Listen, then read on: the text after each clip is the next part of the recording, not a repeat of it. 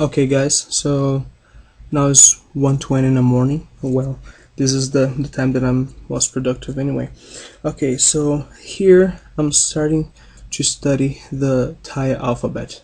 I'll make just a little clip of how I would approach it, and then we'll continue with other things. So first, here I got these flashcards. I didn't cut them yet because I want to have the letters written down. So here you have different shapes of how the letter would look like, so you can choose which one fits better your handwriting or your handwriting style, and you do it. So for example, this is actually not the first page. Let's start from the beginning. Okay, I'll do with this one. Okay, so here we have it, beginning of it. Okay, so this is the first letter. I'll just choose one of this and start writing. Okay, it's good. Here is good because it has how the letters are written on the line and things like that. So I just go ahead and copy it.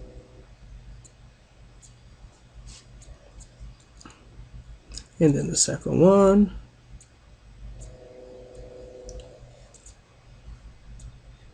And so forth.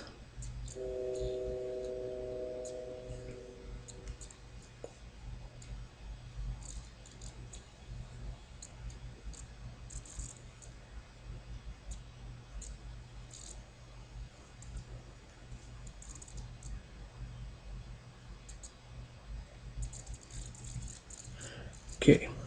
The reason I'm doing this is so I'm familiarized with the letters. Though I'm not focusing on sounds now, at least I'll get used to the shapes of them, which is all just part of the total.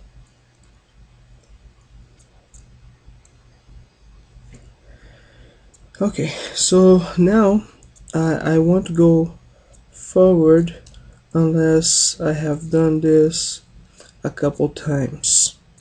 Okay, so in this case here, I'll just do it probably for like 2 or 3 times this page, and then change to the other page and do this for probably an hour. Okay, so this is how I'm going to work with the alphabet. I'm not going to record a full hour, of course.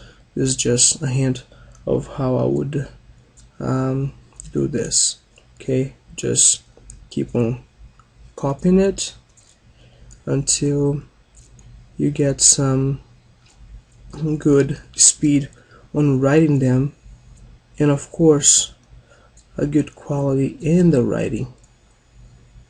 Okay, I'll keep studying, practicing here, and I'll get back to you guys pretty soon.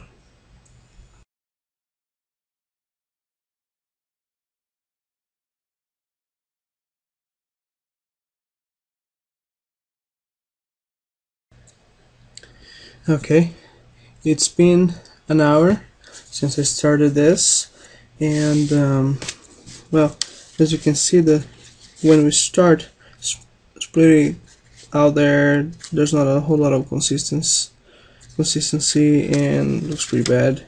And as you keep on doing it, it eventually gets a little better. Still not perfect, but at least you got some practice. The important thing is to have the grasp of what you're gonna do, and then you keep on practicing little by little. But also it's important to not overdo it. So let's cut in 1 hour, and I'll change the activity and get back to this probably tomorrow morning or during the day, or maybe Monday. Okay, let's change the activity now.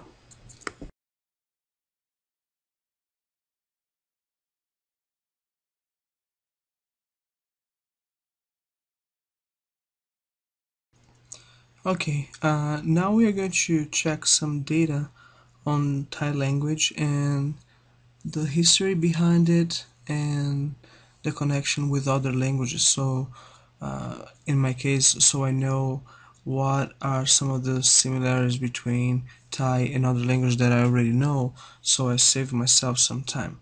Okay, so I will use Wikipedia for this because this is a centered information and we have a lot of data here. Okay, so let's start by the definition. Okay, so Thai is the national and official language of Thailand and the native language of the Thai people. Okay, Thailand's dominant ethnic group. Okay, and is a member of the Thai Kadai language family. So here we got the language family, which I never knew, so that doesn't help me much. Some words in Thai are borrowed from Pali, Sanskrit, and Old Khmer. It is a tonal and analytic language. Thai also has a complex orthography and related markers.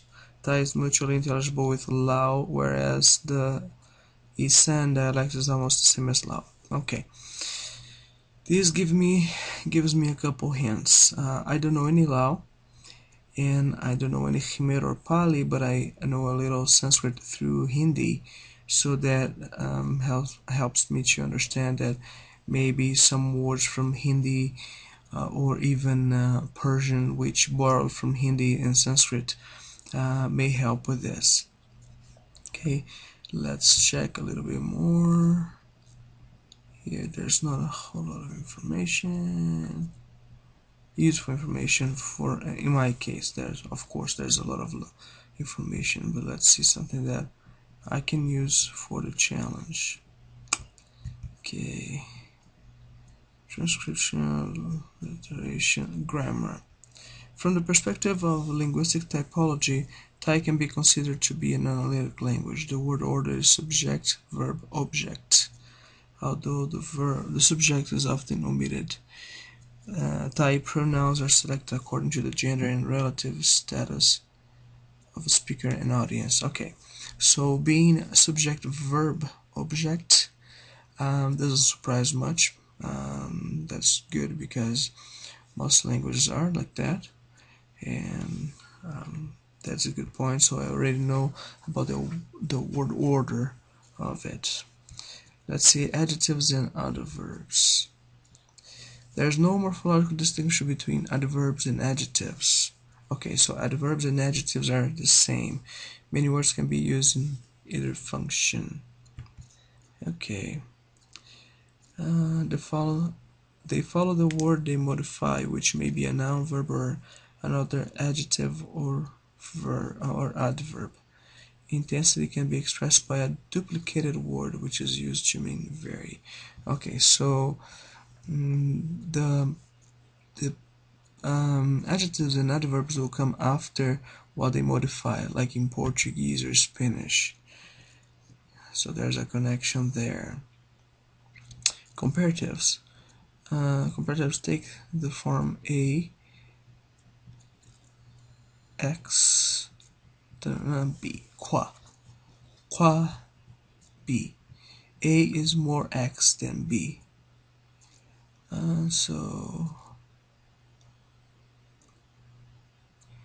This is very different from anything I've known. Disability expresses this.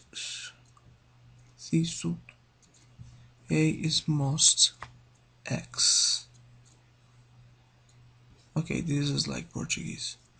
This is not. Or, yeah, this is more like Portuguese.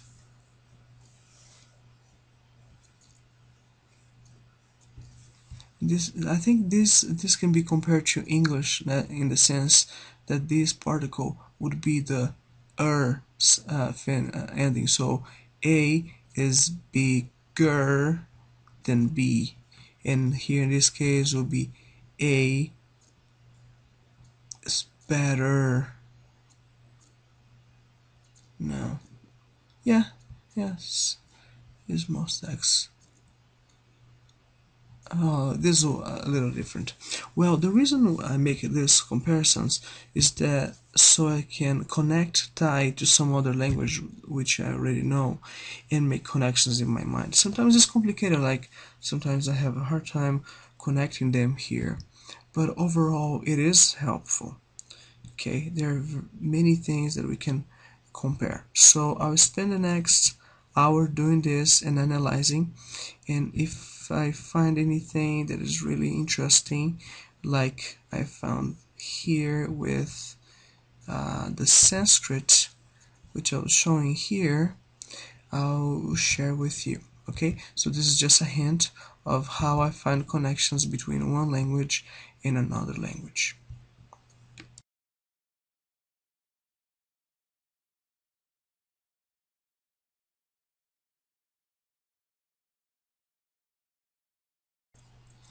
Okay, let's wrap up here. Okay, it's been a little over an hour that I've been studying and trying to figure out the connections that Thai language makes with other languages and where it comes from. I learned a lot about Khmer and Lao, which I didn't know much or at all, and the connections with other languages from the countries around, like Myanmar and Cambodia, and things like that, and especially the influence of Sanskrit and English into Thai. But well, the relations to Khmer and Lao doesn't really matter much to me at this point. The relevant information that I got at this moment that I can share with you guys and maybe of your benefit is that well, some of them we already saw, but just putting everything together. Adjectives and adverbs, like it was saying down here, they are after the target, right? After the noun or verb, which happens pretty frequently in the Romance languages. In the pronoun section, it was explaining that pronouns can be omitted. That's pretty common in Portuguese. We omitted them all the time. But it also says the pronouns are categorized depending on all these relations here, like honorific, registers, kinship, social status, and blah blah blah, all those things. So they will give this difference in the usage of the pronouns. Okay. And by the way, they also use particles for mood. Okay. It has tones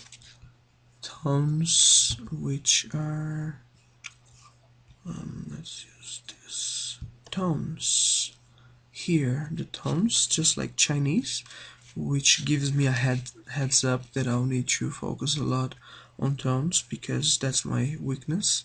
So knowing that this is just like Chinese, I know how to focus on it, and I know what I need to do to get that down. When it comes to consonants here, they make a distinction between aspirated and voiced and unaspirated unvoiced, which create three categories of consonants.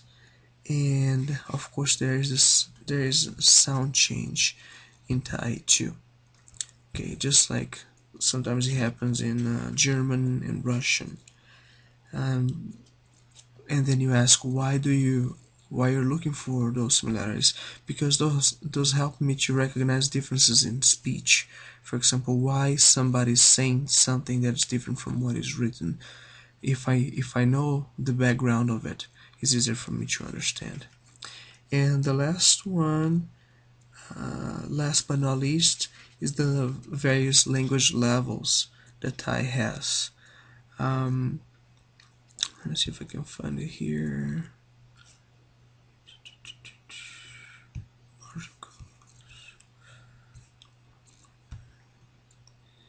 It has language levels which will make the language change, the way you speak and words you use. For example, here you have common, vulgar, formal, religious, and royal.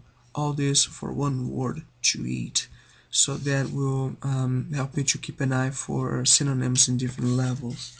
Okay, so here it is, the wrap-up of Historical and Comparative Linguistics of Thai.